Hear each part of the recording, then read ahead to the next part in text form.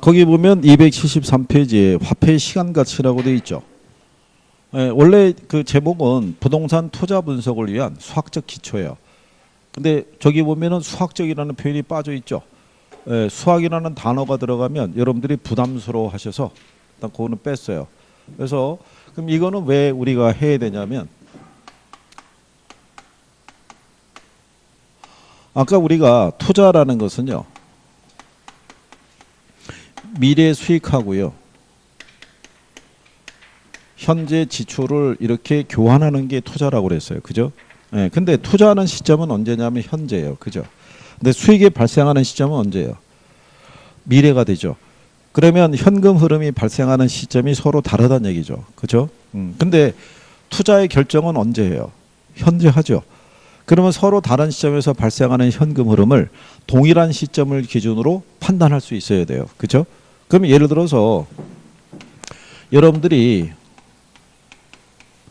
1,000만 원을 투자하면 1,200만 원의 수익이 발생하는 사업이 있다는 거예요. 그죠? 그러면 투자해야 하네요. 1,000만 원 투자하면 1,200만 원의 수익이 발생하는 사업이 있대요. 그럼 투자할까요, 안 할까요? 네? 이때 우리가 이제 투자 여부를 결정할 때는 일단 이자율이 얼마인지를 봐야 돼요.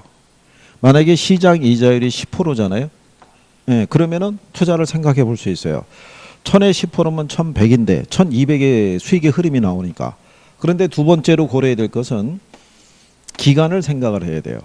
이게 1년 후에 발생한다 그러면 투자를 할 수 있는데 이게 만약에 2년 후에 저 흐름이 발생한다 그러면 우리는 투자할 수가 없어요. 그죠? 왜냐하면 시간에 따라 화폐의 가치가 어떻게 돼요? 달라지는데 여기서의 이자 계산은 단리 계산이 아니라 복리 계산이에요. 복리. 그러니까 복리라는 거는 이자에 대한 뭐를? 이자를 계산해 주는 거예요. 그죠? 자, 가령 예를 들어서 이런 얘기예요. 단리로 계산하면 1년일 때 이자율이 몇 프로? 10%. 그러면 1,000만 원이죠.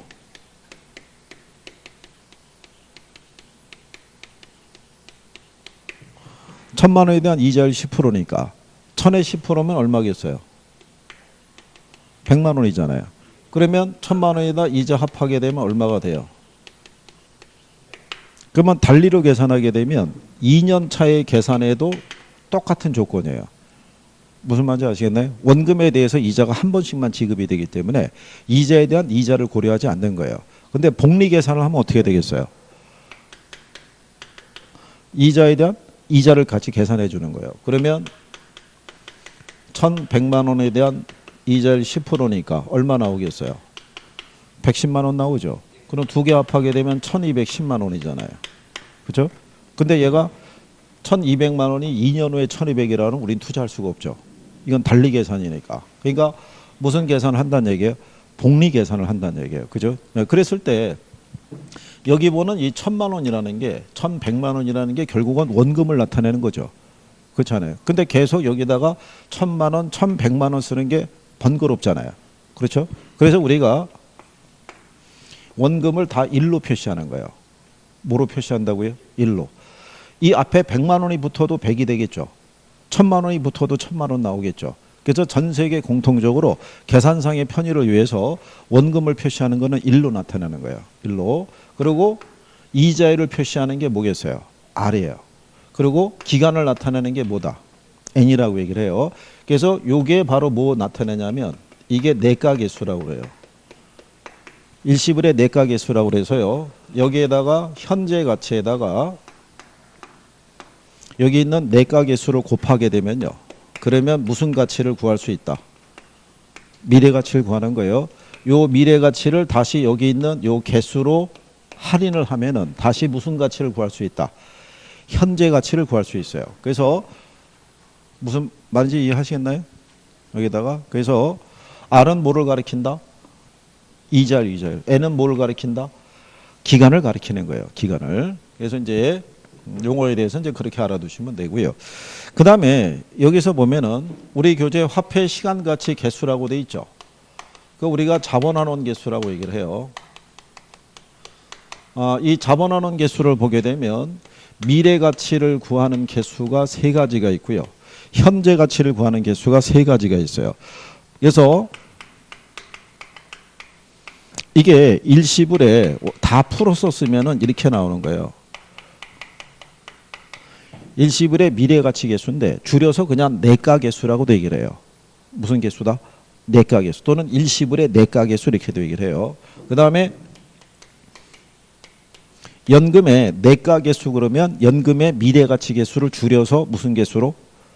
연금의 내가계수라고 이렇게 얘기를 해요. 또는 줄여서는 연내계수 이렇게도 얘기를 해요. 그 다음에 감채기금계수라고 있어요. 그 다음에 현재 가치를 구하는 게 또 세 가지가 있어요. 그래서 여기 보면 얘가 일시불의 현재 가치 개수를 얘기를 하고요. 그 다음에 연금의 현가 개수라는 것은 연금의 현재 가치 개수를 줄여서 연금의 현가 개수 또는 연현 개수라고도 얘기를 해요. 그 다음에 저당 상수가 있어요. 그래서 각각 세 가지씩 있어요. 근데 여기 있는 이 자본환원 계수에서는요, 뭐를 알면 되냐면 개념, 역수, 그 다음에 개수를 구별할 수 있으면 되는데 개수를 구별하는 건 아직 시험에 나온 적은 없어요. 근데 가장 많이 활용하는 게 역수관계하고요, 개념을 알고 있느냐를 물어봐요. 그거는 정리가 좀 되셔야 돼요. 그러면 일시불의 미래가치 계수가 있어요. 그죠?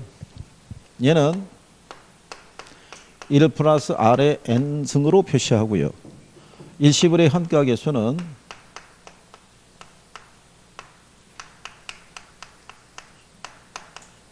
이렇게 개수가 나타나고요.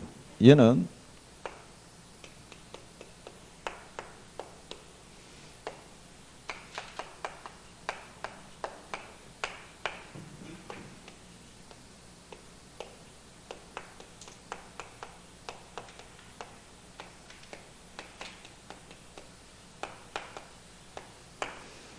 개수를 각각 세 가지씩 표현하면 이렇게 되어 있는데요. 이 개수를 적는 순간에 표정이 다 안 좋아요.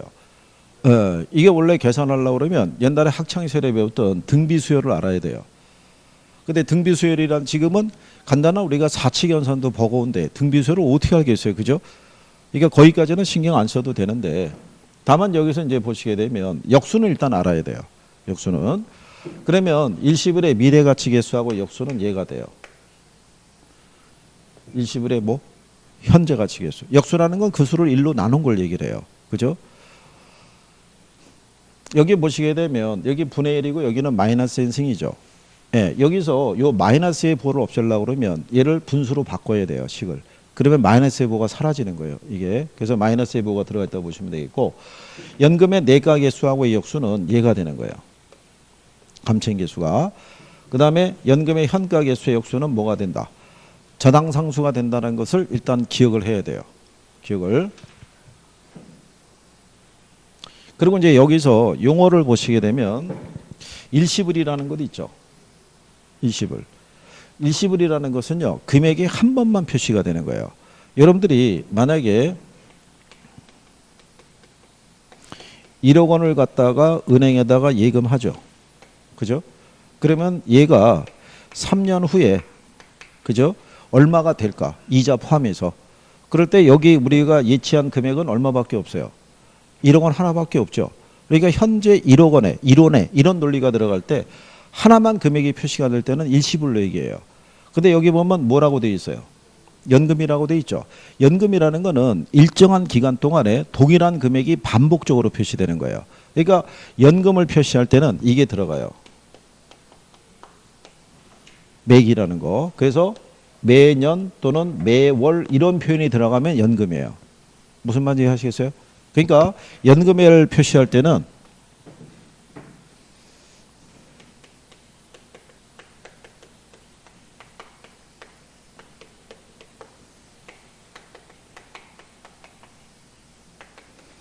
아까는 1억 원을 갖다가 예치했을 때 3년 후에 얼마가 되냐 이걸 물어봤는데 여기는 매년 얼마씩 1,000만 원씩이죠.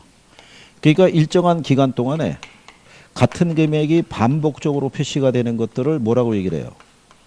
그걸 연금이라고 얘기하는 거예요. 그러니까 연금을 표시할 때는 매라는 표현이 들어간다 안 들어간다? 들어간다는 얘기예요. 그죠? 그래서 이제 그 내용에 대해서 그래서 여러분들이 275페이지 가보시면요. 거기 보면은 미래가치 개수라고 돼 있죠. 예, 거기 보면 일시불의 미래가치 개수라고 돼 있었을 때요. 현재 이론을 이자율 R로 예금했을 때, 몇 년 동안 예금했을 때 이렇게 나갔는데 밑에 가면 연금의 내가 개수라고 있죠. 연금의 내가 개수는 매년 이론식의 연금을 이렇게 들어가잖아요. 그러니까 매라는 표현이 들어가요, 안 들어가요? 들어가겠죠. 예, 그걸로 일단은 이제 구별할 수 있는 정도가 되면 되고요. 그 다음에 여기 이 연금에 대한 거하고 감채경 개수 있죠. 둘이 서로 무슨 관계다? 역수인데 여기 있는 연금의 내가 개수 있죠. 예, 연금의 내가 개수는 총액 구할 때 쓰는 거예요. 뭐를 구할 때 쓴다? 총액, 합계액을. 그러면 여기 있는 감채 개수 있죠. 그럼 얘는 그 총액을 뭐 할 때? 나눈 금액을 구할 때 쓰는 거예요. 그래서 둘이 서로 무슨 관계다? 역수라고 얘기를 해요. 역수. 간단하게 역수 관계를 설명해 드리면 이런 내용이에요. 우리가 일시불에 대한 미래가치 뭐가 있어요? 개수 있죠. 그러면 요걸 분수식으로 표현하면 우리가 구하고자 하는 목적에서 보면요. 분모는 우리가 알고 있어요. 근데 뭐가 미지수라는 거예요? 분자가 미지수라는 거예요. 그러면 요 개수 앞에 있는 일시불의 무슨 가치? 미래가치 있죠. 우리가 구하고자 하는 거는 얘를 구하고자 함이에요. 그렇죠? 근데 얘를 구하기 위해서는 우리에게 뭐는 알려준다는 얘기예요. 현재 가치는 알려주는 거예요. 그러니까 현재 이론의 N년 후의 가치가 얼마가 되느냐를 구할 때 그럼 현재 가치는 우리에게 준다 안 준다? 주는 거예요. 그러면 이런 얘기죠. 현재 1,000만 원에 3년 후에 가치는 이렇게 주는 거예요. 단 이자율은 몇 프로다? 10%다. 그러면 현재 가치는 줘요 안 줘요? 주잖아요. 1,000만 원. 여기에다가 뭐를 곱하면 이 개수를 곱하면은 미래 가치를 구할 수 있다는 얘기예요. 그러니까는 여기 있는 1,000만 원에다가 1 플러스 R이 이자율이라고 그랬죠. 근데 이자율이 몇 프로예요? 10%. 그러면 100분의 10이니까 0.1이에요. 그러면 기간이 몇 년이에요? 3년. 그죠? 이걸 계산하면 되는 거예요. 그러면 1 플러스 0.1이라는 거 1.1이죠. 그럼 1.1을 3번 곱하라는 거예요. 3번 곱하면 1.331 나오는 거예요. 그러면 3년에 1,000만 원의 가치는 1,331만 원 이렇게 나온다는 얘기예요. 그러니까 여기하고 이렇게 구할 때 우리가 쓰는 개념이고 그러면 반대로 일시불에 무슨 개념이 있냐면 현재 가치 개수라고 있죠. 그러면 얘도 구하는 것은 목적은 개수 앞에 있는 얘를 구하는 게 목적이에요. 그죠? 그러면 우리가 무슨 가치를 구하고자 했을 때 현재 가치를 구하고자 했을 때 우리에게 무슨 가치는 알려준다는 얘기예요. 미래 가치는 알려준다는 얘기라고요. 그죠? 그러면 내용이 이런 거죠. 3년 후 1,000만 원의 현재 가치는 단 이자율은 몇 프로다? 할인율은 10%다. 그러면 3년 후 1,000만 원이니까 무슨 가치는 주는 거예요? 미래 가치는 주는 거죠. 거기에다가 뭐를 곱하면 이 개수를 곱하면 무슨 가치를 구할 수 있다는 거예요? 현재 가치를 구할 수 있다는 거죠. 그렇죠? 그러면 같은 논리로 여기 있는 이 내용에서 이렇게 하셔도 돼요. 1,000만 원 곱하기 1 플러스 0.1에 대한 3승분의 1이 되겠죠. 그렇죠? 그러면 요거를 계산해서 곱해도 구할 수 있어요, 없어요? 구할 수 있고 아니면 올라가서 그냥 나눠서 계산할 수도 있어요, 없어요? 나눠서 계산할 수도 있죠. 그러면 이게 계산하게 되면 이렇게 나오죠. 그럼 1을 1.331로 나누면은 0.07513 이렇게 나와요. 그러면 3년 후 1,000만 원의 현재 가치는 얼마가 되면 751만 원 이렇게 나와요. 안 그러면 그냥 곱하기의 역수가 나누기죠. 그러니까 여기 1,000만 원을 갖다가 그냥 1 플러스 0.1에 대한 3승이니까 1.331 있죠. 네, 이걸로 할인하면 약 한 751만 원 나와요. 이렇게. 그러니까 3년 후 1,000만 원의 현재 가치는 얼마가 된다는 거예요. 751만 원. 그래서 얘하고 얘하고는 둘이 서로 무슨 관계다? 역수 관계라는 거예요. 무슨 관계? 역수. 그래서 일시불의 내과계수하고 일시불의 현가계수는 서로 역수관계가 수립된다는 거. 그 다음에 연금의 미래가치계수라고 있어요. 그죠? 자, 연금의 미래가치계수라는 것은요. 275페이지에 보시면 매년 1원씩 연금을 이자율 R로 계속해서 적립했을 때 N년 후에 달성되는 원리금의 합계액을 계산하기 위한 계수를 의미한다 이렇게 돼 있죠. 그러니까 얘는 뭐 구하는 거냐면 총액 구하는 거예요. 연금의 합계액. 자, 그러면 여러분들이 보시면 이런 얘기잖아요. 연금의 무슨 계수예요? 내과계수죠. 그리고 우리는 계수 앞에 있는 뭐를 구하고자 하는 거예요? 연금의 무슨 계수, 가치를? 미래가치를. 그럼 우리가 구하고자 하는 목적은 이거잖아요. 그러면 이거를 구하기 위해서 우리에게 뭐는 준다는 거예요? 연금은 알려준다는 얘기예요. 그러니까 이제 예를 들어서 이런 거죠.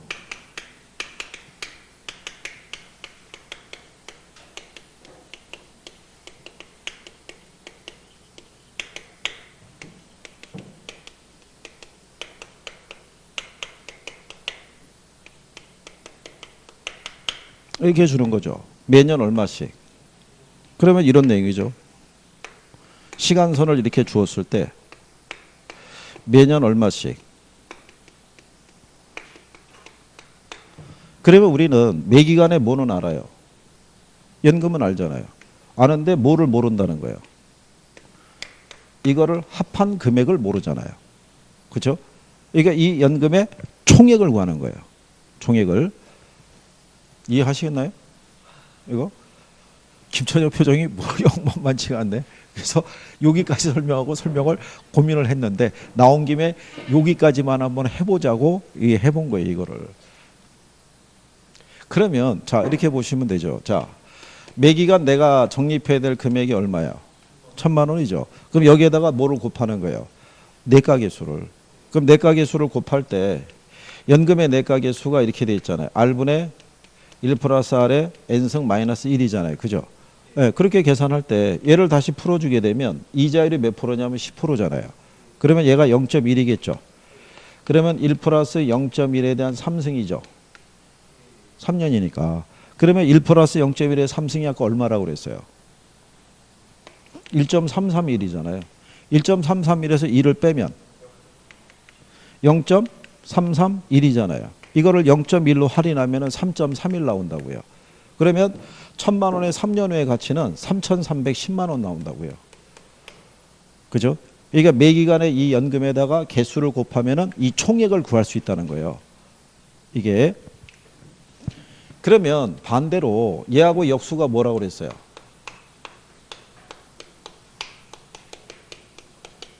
그러면 우리가 구하고자 하는 게 개수 앞에 있는 뭐를 구하고자 하며요? 감채기금이 있죠. 감채기금의 뜻은 빚을 갚기 위한 저축 개념이에요. 그러면 우리가 구하고자 하는 것은 매기간 적립해야 되는 이거를 구하고자 하며요. 연금을. 그럼 이거를 구하기 위해서 뭐는 알려준다는 얘기예요. 연금의 미래가치는 알려준다는 얘기예요. 그러면 이거는 무슨 얘기냐면 이런 얘기예요. 3년 후에 얼마를 만들기 위해서 3,000만 원을 만들기 위해 매기간 적립액이 있죠. 단 이자율은 몇 프로? 10% 이렇게 주는 거예요. 그럼 여기 개념은 뭐냐면 이런 거예요. 3년 후에 얼마를 만들어야 되는 거예요. 3,000만 원을 만들기 위해서 매기간 얼마씩 적립해야 되느냐 이런 얘기예요. 그러면 얘네는 뭐는 알아요? 매기간 적립한 금액을 알죠. 이 합계를 모르는 거잖아요. 근데 얘는 그 합계를 알아요, 몰라요? 합계를 알잖아요. 아는데 이 돈을 나눈 할부금을 구하는 개념이라고요. 그래서 연금이 들어간 애들은 총액 구하는 거예요. 무슨 말인지 아시겠나요? 감채인계수하고 저당상수는 그 총액을 나눈 할부금을 구하는 개념이에요. 그러니까 여기에다가 이거를 대입하고 그래서 얘네들이 보면 역수잖아요. 분모하고 분자가 어떻게 돼요? 바뀌어 있잖아요. 저기 개수를 보더라도 반대잖아요. 그렇죠? 그런 논리예요. 이게 할 때. 근데 이거를 가지고 계산을 뭐 복잡하게 유도하거나 그러진 않아요. 계산까지 뭐 해줄 건 없는데 최소한 일단 뭐는 알아야 되냐면 역수는 알아야 돼요. 뭐는 알아야 된다고요? 역수는 잘 물어봐요. 역수는. 그래서 역수는 알아야 되고, 그러니까 여기는 아직은 여러분들이 받아들이기에는 내공이 조금 부족한 거예요. 그러니까 조금 지나서 한두 번 또 돌면은 선생이 무슨 얘기를 하더라도 절대로 놀라지 않아요. 여기서. 자, 그러면 그거만 일단 뭐는 알아두셔야 되냐면요. 거기 277페이지 가시면 중간에 양가로 3번에 저당상수라고 돼 있죠. 저당상수. 저당상수에 보면 원리금 균등 상환 조건으로 일정액을 빌렸을 때 매 기간 말에 갚아야 할 원금과 이자의 합계를 구할 때 이용하는 개수라고 돼 있죠. 그러니까 여기 있는 저당상수라는 것은요. 원리금 균등 상환 방식 있죠. 금융에서 했던 거. 여기서 뭐 구할 때 쓴다? 원리금 구할 때 쓰는 거예요. 뭐 구할 때 쓴다? 원리금, 원리금.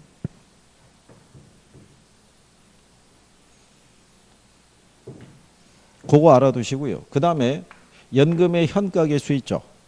연금의 현가계수. 얘는 임대료 수입의 현재 가치를 구할 때도 쓰고요. 그 다음에 얘는 융자금을 계산할 때도 쓰고요. 그 다음에 얘는 미상환 대출 잔액을 구할 때도 써요. 이게 여러분 시험에 이거는 다 출제를 한 거예요. 연금의 현가계수라는 건 무슨 얘기냐면요. 간단하게 말씀을 드리면 여러분들이 임대차 계약을 체결할 때 있잖아요.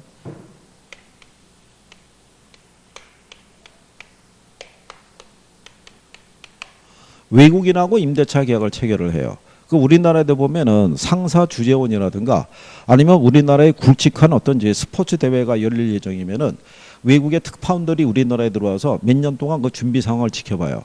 예전에 우리나라에서 월드컵 개최할 때 있죠. 또 평창 올림픽 개최했었죠. 그러면 평창 올림픽을 취재하기 위해서 해외에 있는 이제 그 여러 나라의 특파원들이 우리나라에 들어와서 취재를 한다고요. 그럼 얘네가 한두 달 머무는 게 아니겠죠. 장기적으로 뭐 6개월, 1년 아니면 예를 들어서 외국 회사의 어떤 이제 우리나라 지점에 근무하는 사람들은 몇 년씩 머물 수도 있어요, 없어요? 있을 거 아니에요. 그러면 걔들이 1년에 예를 들어서 임대료를 1,000만 원씩 지급하기로 했어요.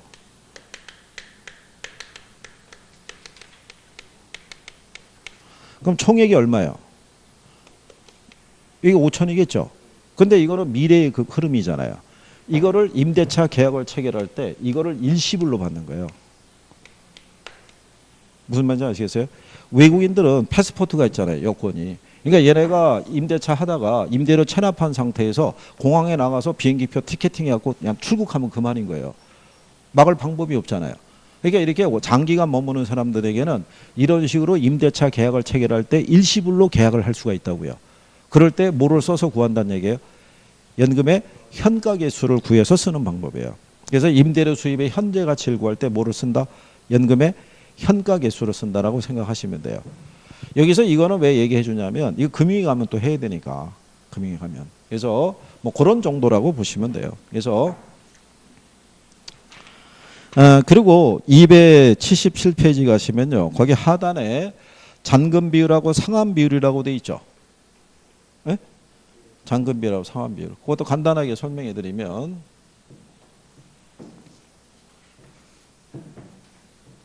저희가 이거 강의해 가지고 좋은 게 밝은 표정으로 이거를 듣는 사람을 본 적이 없어요. 처음에 그냥 여기서 이렇게까지 할 때는 그러려니 그랬다가 요거 제목을 적을 때까지도 역시 그러려니 그랬다가 갑자기 개수가 들어오기 시작하면서 표정이 급격히 어두워져요. 그 다음서부터 이거 설명을 해주면은 설명을 받아주기가 힘든 거예요, 처음에. 그게 특히 왜 그러냐면 투자를 해서 앞에서 힘들게 간신히 포트폴리오까지 어떻게든 끌고 왔는데 갑자기 얘가 들어오니까 당황하는 거예요. 이건 또 뭐지? 이렇게 되는 거예요. 나오면 한 문제. 나오면 한 문제. 매년 나오진 않아요. 근데 근래는 이쪽에서는 주로 계산 문제가 나오고 있어요. 그래서 자, 그래서 이제 거기 보시면 이제 잔금 비율이라는 게 있고요. 상환 비율이라고 있어요. 잔금 비율이라는 건 뭐냐면 융자를 받아서 그죠? 상환하고 남아있는 금액이 있죠. 예, 그거를 계산하는 건데 잔금 비율은 1 마이너스 상환 비율로 구할 수 있어요. 요거는 상환 비율을 알고 있을 때 쓸 수 있는 거예요. 상환 비율은 1 마이너스 잔금 비율로 구할 수 있어요. 그죠? 그러면 여기서 1이라는 게 아까 뭐라고 그랬어요? 원금이라고 그랬죠. 예, 그러면 융자 금액에다가 상환 비율이 만약에 30%라고 그러면 남아있는 잔금 비율이 70%라는 얘기겠죠. 그렇잖아요. 그러면 잔금 비율이 70%라는 얘기는 상환 비율이 30%라는 얘기죠. 그러면 두 개를 더하면 얼마가 나와요? 1이 나오는 거죠. 그러니까 잔금 비율과 상환 비율을 합하게 되면 그게 융자 총액이 되는 거예요. 잔금 비율과 상환 비율을 합하면 뭐가 나온다고요? 1이 된다고요. 그러니까 잔금 비율은 상환하고 남는 잔금이고 상환 비율은 빌려서 갚은 돈을 얘기하잖아요. 그러니까 두 개를 합하면 그게 융자 원금이 되겠죠. 그렇죠? 예, 그런 내용이에요. 그래서 거기 277페이지 보면 밑에서 두 번째 줄에 잔금 비율과 상환 비율의 합은 1이다 이렇게 해놨잖아요. 그렇죠? 그리고 이 여기 있는 잔금 비율을 뭐를 이용해서 구한다고 그래요? 연금의 현가계수 있죠? 여기 해놨잖아요. 미상환 대출잖아요. 네, 그런 내용이에요. 그래서 여기는 그런 정도로 또 근데 이것도 간단하게 줄 때는 간단하게 줘요. 뒷페이지 넘어가시면 278페이지 있죠. 거기 하면은 예제 하나 있죠. 화폐 시간가치 계수. 그죠? 거기 보면 틀린 거 구하라고 해놨죠. 5번 지문에 가면 연금의 미래가치 계수는 저당상수의 역수라고 해놨죠. 그렇죠? 그러면 연금의 미래가치 계수는 뭐하고 역수예요? 어? 얘는 얘하고 역수잖아요. 얘하고. 그죠? 무슨 뭐하고? 감채인계수. 그러면 참고로 얘 내가라는 게 미래가치의 준말이라는 건 아시죠? 현재가치가 현가가 현재가치의 준말이라는 건 아시죠? 그러면 여기 감채기금을 보면 요 감의 얘가 미음이죠. 금의 얘가 미음이죠. 그러니까 얘는 무슨 가치 구할 때 쓰겠어요? 이게 미래가치 구할 때 쓰는 거예요. 혹시 구별이 안 되면. 에? 무슨 말인지 아시겠어요? 그러니까는 연금의 내가 개수하고 역수는 뭐가 되는 거예요? 감채인 개수가 되는 거예요. 다 떠나가지고 안 되면 글자라도 맞춰보는 거예요.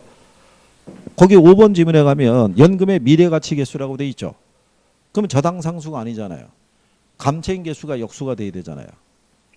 간단하게 걔가 답이라고요. 역수로. 그러니까 나중에 이제 그 내용에 대해서 조금 이제 정리가 돼야지 이제 가능하겠죠. 예. 자, 280페이지 가보세요.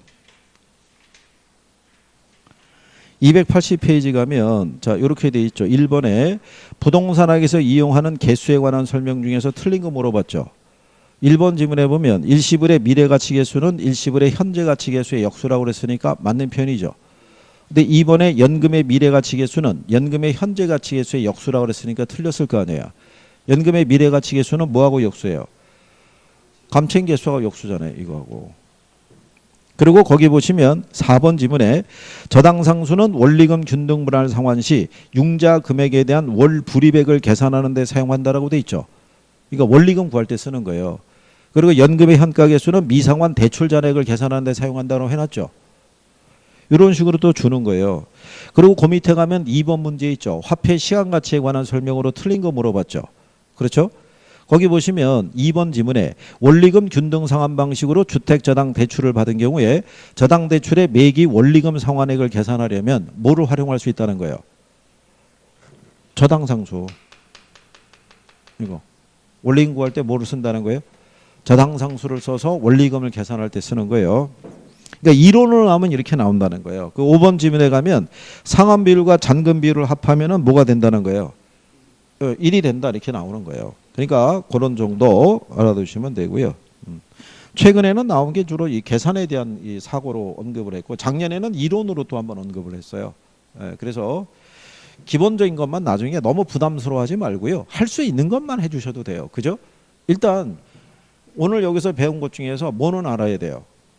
역수는 알아야 돼요. 뭐는 알아야 된다? 역수. 그럼 얘끼리 역수잖아요.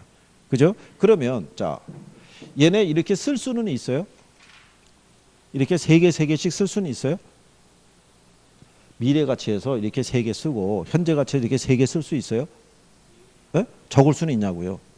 제목을. 그러면 이모티콘 아시죠? 이 부호 아시죠? 얘들끼리 역수고 얘들끼리 역수라고요. 무슨 말인지 알겠어요? 어? 안 되면 이거라도 해주는 거예요? 어? 그럼 최소한 이거는 구별할 거 아니에요. 쓰면 쓰고 이렇게 부호만 내려오면은 역수가 되잖아요. 그죠? 이해하시겠어요? 그리고 저당상수가 뭐 구할 때 쓴다고요? 원리금 대출 받았을 때 갚아 나가는 원리금 계산할 때 쓴다는 거. 예, 그거락도 일단 해주면 돼요. 그죠? 예, 그거락도.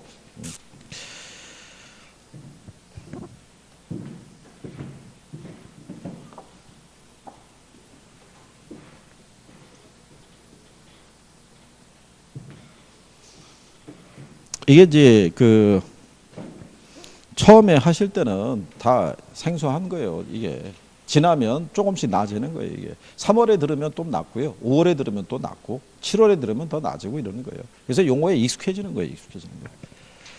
그리고 얘들을 모른다고 해서 시험에 떨어지거나 그러진 않아요. 그러니까 뭐 크게 낙담하거나 그러실 필요는 없어요. 그죠? 예전에 그 이거를 어떤 그 선생님이 등비 수요를 대입해서 이거를 다 도출하는 식을 한번 설명해 준 사람이 있었어요. 쫙 계산해 가지고 그러면 칠판에 면이 가득 메워질 거 아니겠어요? 다 도출한 다음에 한마디를 던지는 거죠. 근데 시험에는 안 나옵니다. 그러면 학생들이 얼마나 허탈하겠어요. 그죠? 네, 그래서 그 이후로는 언급이 안 되니까 뭐 하시면 되고. 그다음에 페이지 넘기셔서 282페이지 가면 현금 수지 측정이라고 돼 있는데요. 여기서부터가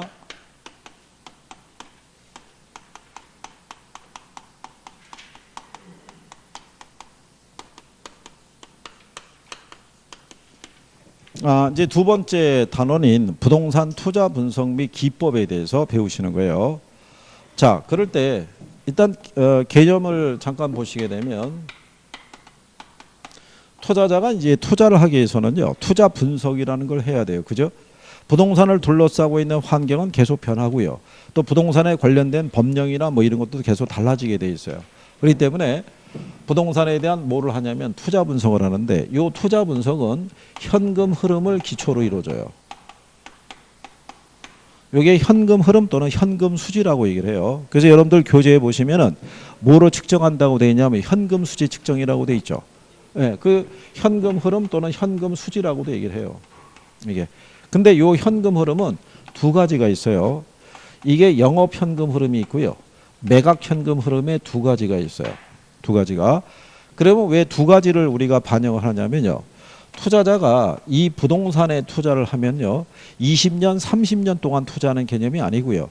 일정 기간 동안만 보유한 다음에 팔아버린다는 얘기예요. 그러니까 통상 한 5년간 얘를 뭐 한 다음에요. 보유한 다음에 5년 후에는 얘를 뭐 한다는 얘기예요. 매각한다는 얘기예요. 그러면 내가 보유하는 동안에 임대 수익에 관한 현금 흐름이 발생할 수 있죠. 나중에 얘를 팔 때 또 현금 흐름이 발생하죠. 매각을 통해 가지고 발생한 흐름에서 은행부터 빌린 돈에 대한 뭐 나와 있는 잔액 상환하고 남아 있는 거를 구해야 되는 그런 개념인 거예요. 그래서 현금 흐름은 두 가지를 측정해요. 영업 현금 흐름하고 뭐하고 매각 현금 흐름. 그러면 얘를 구한 다음에 이 기법을 반영해요. 근데 이 기법이라는 게 또 할인 기법이라는 게 있고요. 비할인 기법이라는 게 있어요. 그러면 할인 기법은 이렇게 발생한 현금 흐름을 다 현재 가치로 할인해서 구하는 방법이고 얘는 할인하지 않는 방법이에요. 근데 할인 기법은요. 영업 현금 흐름하고 매각 현금 흐름을 두 가지를 다 구해야지만 이를 쓸 수 있어요. 근데 여기 있는 비할인 기법은요. 영업 현금 흐름 하나만 구하면은 얘는 대입할 수 있어요. 그러면 할인 기법이 있고 비할인 기법이 있으면 어느 게 더 간편하겠어요? 비할인 기법이 간편한 거예요. 그렇죠? 그런데 여러분 시험에는 할인 기법이나 비할인 기법이나 다 출제는 해요. 그리고 여기 있는 요 현금 흐름도 그렇고요. 할인 기법도 그렇고 비할인 기법도 그렇고 이론으로 낼 수도 있고 계산 문제로 낼 수가 있어요. 그리고 제가 여러분들에게 바라는 거는 계산 문제는 못 해도 돼요. 근데 뭐는 할 수 있어야 돼요? 이론은 할 수 있어야 돼요. 이론을. 그러니까 거기에 대한 용어만 정확하게 이해하시면 돼요. 자, 그러면 우리가 여기서 구할 때 제일 먼저 나오는 게 거기 보시면은 자, 개설이라고 돼 있는데요. 거기 보시면 자, 부동산 투자 분석에서 중요한 단계가 투자액과 그로부터 유입되는 수익을 측정해서 타당성을 분석할 때 현금 수지를 예측하는데, 현금 수지의 예측은 대상 부동산의 전체 기간에 걸쳐서 행해지는 게 아니라 투자자가 대상 부동산을 운영하게 되는 예상 보유 기간에 국한해서 행해진다, 이렇게 해놓은 거예요. 그죠? 그래서 현금 수지의 예측은 운영을 통해서 발생하는 영업 수지의 계산과 보유 기간 말에 부동산을 처분해서 발생하는 지분 복객이 있다고 돼 있죠. 그 지분 복객이 매각 현금 흐름이라고 생각하시면 돼요. 그래서 이 현금 흐름 중에서는 일단 제일 중요한 게 얘예요.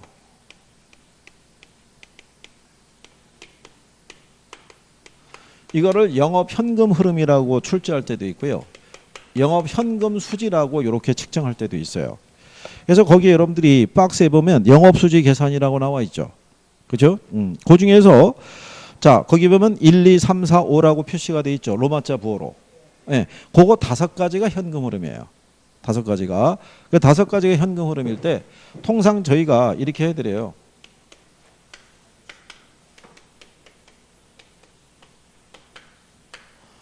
글자를 따면은 가유순 전후가 나오는 거예요. 그죠? 그래서 가가 뭐 얘기하는 거예요?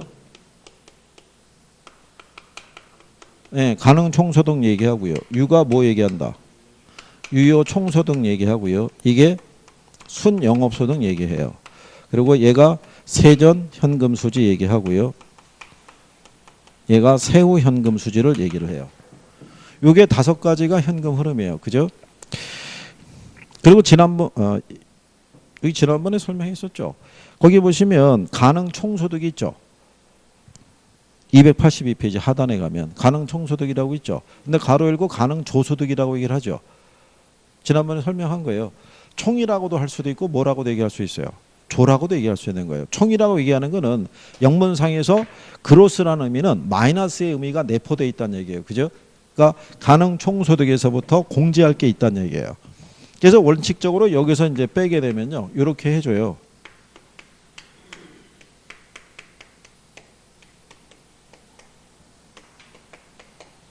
이렇게.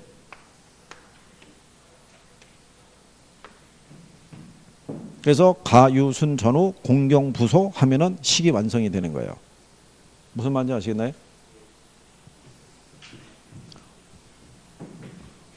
그래서 얘들 가유, 순, 전, 후, 공경부소 그러면은 마무리가 되는 거예요. 순서가.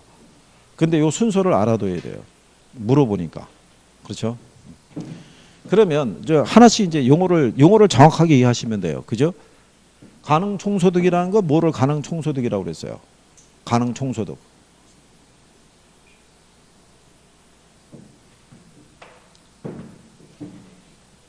아니 김총각 요즘 열심히 한다며. 뭐 물어보면 대답도 잘한다며. 김천엽 시간 있어? 시간 있으면 내 이름 대고 한 5대만 때려줘. 뭔 소리야.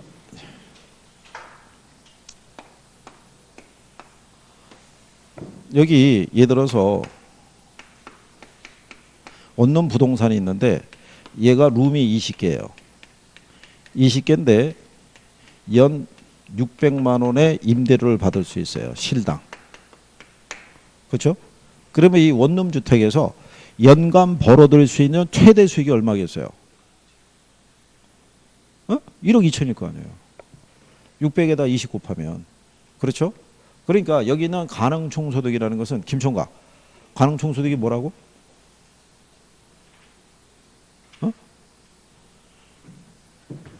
1년간 벌어들일 수 있는 최대한의 임대 수익을 얘기하는 거야. 1년간. 이 부동산을 통해서. 얘는 지금 임대를 줄 수 있는 게 20개 룸밖에 없잖아요. 이게 20개 룸을 100% 뭐 했다고 가정할 때 임대를 준다고 가정했을 때 벌어들 수 있는 최대한의 수익을 뭐라고 그런다? 가능 총소득인 거예요. 연간 최대 수익을. 그래서 얘가 1억 2천이라는 거예요. 이렇게.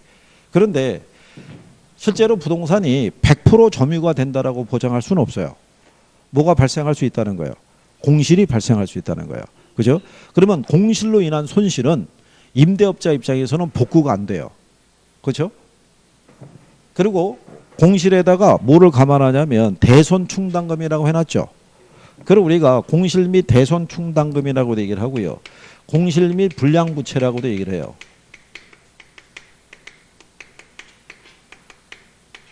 그러면 이 불량부채라는 건 뭐냐면 임차자들이 임대료를 제때 안 내서 발생하는 손실이 있죠.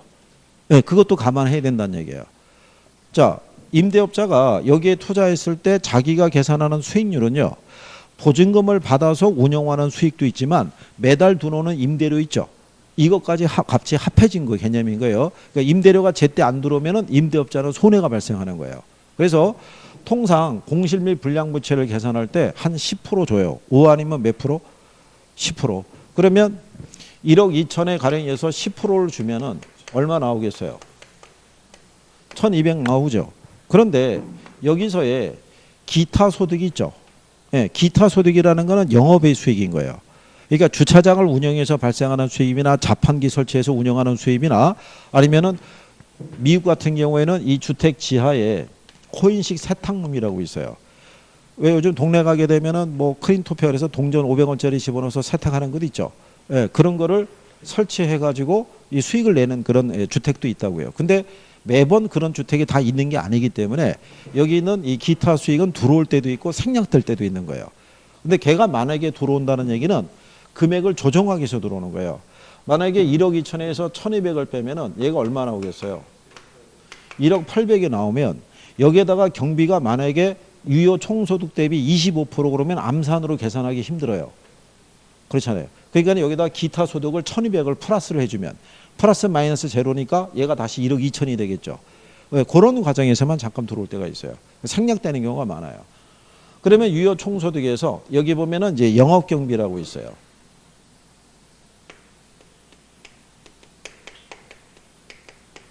영업경비는 이 부동산을 운영해서 발생하는 경비를 얘기할 때요.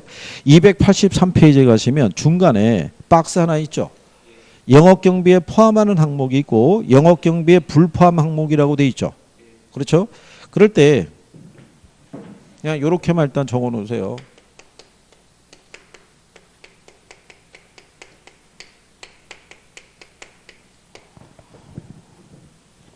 이제 우리가 학개론을 공부한 소감을 소개한다라고 생각하시면 돼요. 요즘은 여기까지 나오니까 여기서 공이 뭐냐면 공실이 있죠.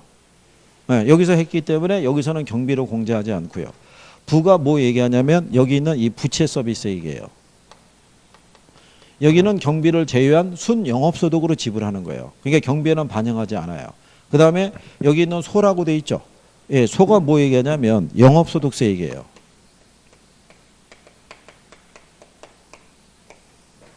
그리고 감이 뭐냐면 감가상각비. 감가상각비. 그 다음에 소가 뭐 얘기하냐면요. 소유자 급여. 거기 보면 박스에 동그라미 6번에 가면 소유자 급여라고 돼 있죠. 박스에. 불포함 항목에. 그 다음에 7번에 가면 개인적 업무비라고 돼 있죠. 네, 얘들은 반영하지 않아요. 대표적인 걸로. 요즘은 여기까지 출제한 거예요. 그지? 그래서 영업경비상에 포함하는 게 있고 포함하면 안 되는 항목들이 있다라고 이렇게 생각하셔야 돼요. 그래서 여기서 그냥 경비가 한 800 정도 된다라고 가정하고요. 공제하면 남는 게 뭐가 되겠어요? 순영업소득이 돼요. 그러니까 요게 공실하고 경비를 제외하고요. 순수하게 귀속되는 수익이 이제 순영업소득인데 참고로 요걸 보시게 되면 이 원룸의 가치가 가령 예를 들어서 10억이에요. 10억인데 요 중에 6억은 융자를 받았고요. 이자율 5%로 그 다음에 4억은 내가 지분 투자했어요. 구성이. 그러면 여기서 발생하는 가능총소득, 유효총소득, 순영업소득이 있죠. 네, 이거는 내 돈만 들어가서 발생한 수익이 아니고요. 은행으로부터 빌린 돈 있죠. 요까지 같이 투자가 이루어져서 발생한 소득인 거예요. 그래서 얘네들은 세 가지가 무슨 투자의 기준에서 발생한 소득이냐면 총 투자액을 기준으로 발생한 이 현금 흐름인 거예요. 요거 세 가지가. 그러면 여기 있는 요 순영업소득 있죠. 요거 가지고 내가 융자를 받았으면 여기에 대한 원리금을 상환해야 되겠죠. 그래서 순영업소득에서 뭐를 공제하냐면 부채 서비스액인데, 부채 서비스액은 융자를 받았을 때 갚아나가는 원금과 이자의 합계를 뭐라 그런다? 부채 서비스액이라고 얘기를 해요. 부채 서비스액. 그러면 요 부채 서비스액은 누가 가져가겠어요? 융자를 받았는데 농협에서 받았대요. 그렇죠? 그러면 여기 있는 부채 서비스액은 농협에다가 지불해야겠죠. 그러니까 여기서 농협의 임무가 역할이 뭐냐면 저당 투자자라는 거예요. 돈을 빌려준 사람. 그러면 여기서 발생하는 순영업소득 가지고 저당 투자자하고 지분 투자자가 나눠갖는 거예요. 그러면 여기서 6억에 5%니까는 얼마 빼줘야 돼요? 3천만 원 빼줘야 돼요. 이자만 계산한다 그래도. 그러면 남는 게 얼마겠어요? 7천만 원 나오겠죠. 여기서부터가 지분에 대한 대가예요. 뭐에 대한 대가다? 지분. 4억 투자한 것에 대한 대가라는 거예요. 요것도 시험에서 나오는 거예요. 구별을 해야 돼요. 나중에. 여기서 이제 뭐 계산하냐면 영업소득세를 계산해야 돼요. 그러면 영업소득세를 계산하는 거는요. 뒤로 넘어가시면 284페이지에 상단에 가면 영업소득세 계산한다고 돼 있죠. 영업소득세. 네, 그래서 이 영업소득세를 계산할 때는요. 주로 이제 순영업소득을 기준으로 물어보는데, 거기 보면은 순영업소득이나 세전현금수지나 대체충당금이 다 들어가 있죠. 근데 실전에서는 대체충당금은 표시하지 않고요. 걔는 생략하고 그냥 이자하고 감가상각분만 계산하라고 얘기를 해요. 나중에 이거는 계산할 때 우리가 정리해 드리는데, 그래서 영업소득세 이해를 구하기 위해서 여기 보시면 영업소득세가 그냥 한 2천이라고 가정하자고요. 그러면 세후현금수지가 얼마 나오냐면 5천만 원 나오겠죠. 요렇게 해가지고 영업현금 흐름만 구해서 판단하는 방법이, 그게 비할인 기법이에요. 무슨 기법이 있다? 비할인 기법. 매각현금 흐름까지 계산하는 것은 할인현금 수지분석법이라는, 그건 할인 기법이 있어요. 그래서 여러분들이 그 287페이지 가보시면 1번에 이렇게 돼 있죠. 다음에 가로 안에 들어갈 내용으로 옳게 나열된 거 이렇게 물어봤죠. A, B, C. 그러니까 당연히 뭐겠어요? 가유순이겠죠. 그렇죠? 그렇게 나오는 거예요. 그렇게. 자, 그래서 여기에 대한 거를 감안해서 뒤에 가면은 계산 문제 있고 그런데 그건 지금 참고하셔도 되고, 뒤로 넘어가시면 293페이지 있죠. 거기 가면은 투자 분석 기법이 나오죠. 예, 그러면 할인연금 수지 분석법이라고 나오죠. 예, 그거 있고요. 뒤로 넘기시면은 300페이지 가면은 어림셈법이라고 나와 있죠. 네, 거기를 이제 먼저 해보는 거예요. 어림셈법. 어림셈법이 비할인 기법이에요. 그러니까 걔는 요것만 구하면은 풀 수 있는 방법이에요. 요것만. 네, 그래서 잠깐 쉬었다가 이제 거기 하는데 요거는 안 지워도 돼요. 네, 이거 지우면은 힘들어요. 이거 다시 쓰려고 그러면 시간 많이 걸리는 거예요. 이거 그냥 그대로 두고 잠깐 쉬었다가 오늘은 어림셈법을 가지고 정리를 해보고요.